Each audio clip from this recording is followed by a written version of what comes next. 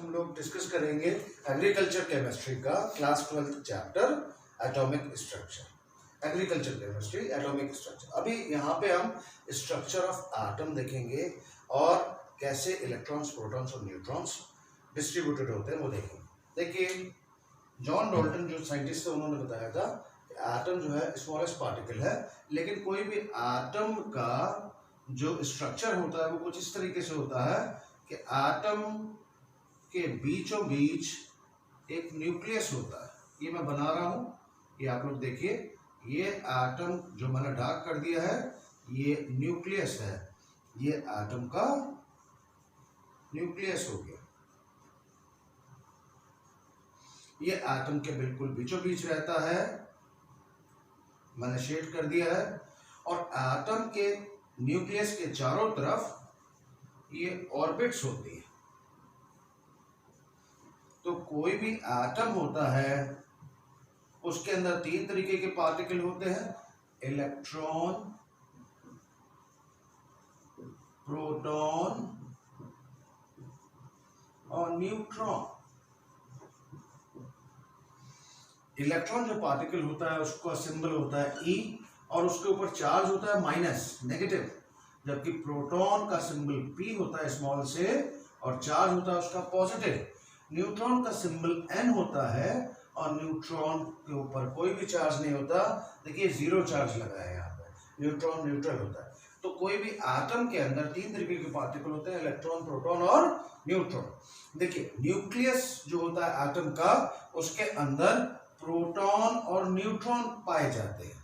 यानी एटम के जो प्रोटॉन होते हैं और न्यूट्रॉन होते हैं, जितने भी होते हैं, वो सिर्फ न्यूक्लियस के अंदर बंद रहते हैं, जबकि इलेक्ट्रॉन जो है वो न्यूक्लियस से बाहर ऑर्बिट्स में रहते हैं। ये इलेक्ट्रॉन है, जितने भी इलेक्ट्रॉन हैं ये सब ऑर्बिट्स में रहते हैं और ऑर्बिट्स में कंटिन्यूअस मोशन में रहते हैं।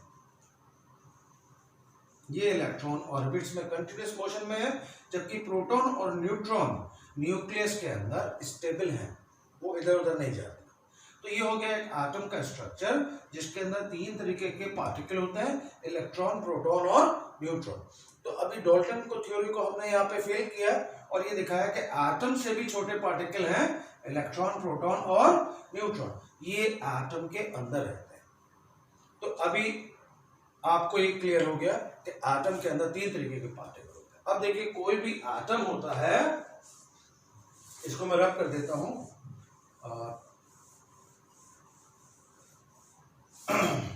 कोई भी एटम होता है उसको एलिमेंट के एक सिंबल के हिसाब से सिंबलाइज किया जाता है। जैसे सपोज करिए सोडियम का एटम है, तो इसका सिंबल क्या होगा? Na। Na is the symbol of one sodium atom। एक Na एक सोडियम एटम का सिंबल है। अभी इस सोडियम एटम में दो स्पेशल प्रॉपर्टी होती है जिनको हम लोग लिखते हैं atomic number and atomic mass. ये प्रॉपर्टी क्या होती है? जैसे अगर किसी स्टूडेंट की बात करें तो जो मार्क्स गेन करता है, मार्क्स लेके आता है एग्जाम में, वो उसकी प्रॉपर्टी होगी, या उसकी हाइट उसकी प्रॉपर्टी है कि इसका हाइट कितना है। इसी तरीके से कोई भी एटम है उसके पास दो प्रॉपर्टी होती है, atomic number and atomic mass. अब देखिए, number one property, atomic number क्या होता है?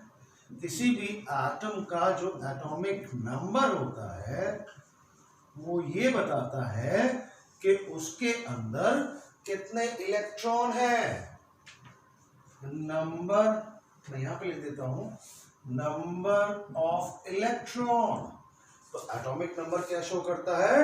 कितने इलेक्ट्रॉन होते हैं। और ध्यान रखिए, जितने इलेक्ट्रॉन होते हैं उतने ही प्रोटॉन होते हैं। तो number of electron is equals to number of proton. और ये किससे सिंबलाइज होता है? एटॉमिक नंबर से। जैसे कि मैं लिखता हूं यहां पे, फिर से सोडियम का सिंबल लिखूंगा Na। और नीचे मैंने लिख दिया 11। तो एटॉमिक नंबर क्या हो गया 11। एटॉमिक नंबर को जनरली हम लोग सिंबल के लेफ्ट हैंड साइड नीचे लिखते हैं, जबकि एटॉमिक मास को सिंबल के ऊपर राइट हैंड साइड लिखते हैं।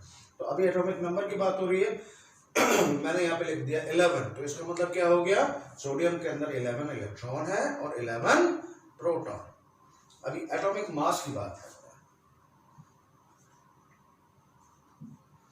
हैं। एटॉमिक मास, एटॉमिक मास नाम से ही पता पड़ रहा है कि मास शो करेगा।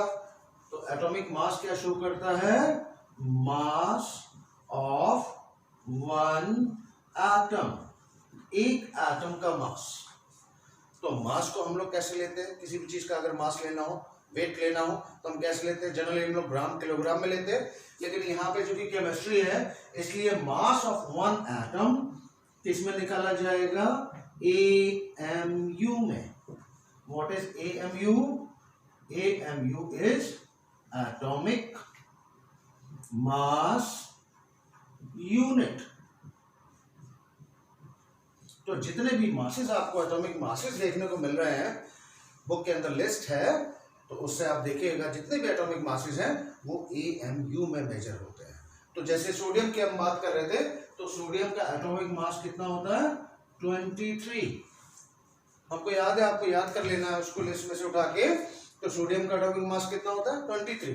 तो इसका मतलब क्या हो गया, सोडियम का एक एटम 23 AMU मास के बराबर होगा। तो एटम की दो प्रॉपर्टी मैंने आपको डिस्कस करके बता दी, एटम की स्ट्रक्चर मैंने आपको डिस्कस करके बता दी। अब इस चैप्टर में एक और टॉपिक रह गया है, डिस्ट्रीब्यूशन ऑफ इलेक्ट्रॉन।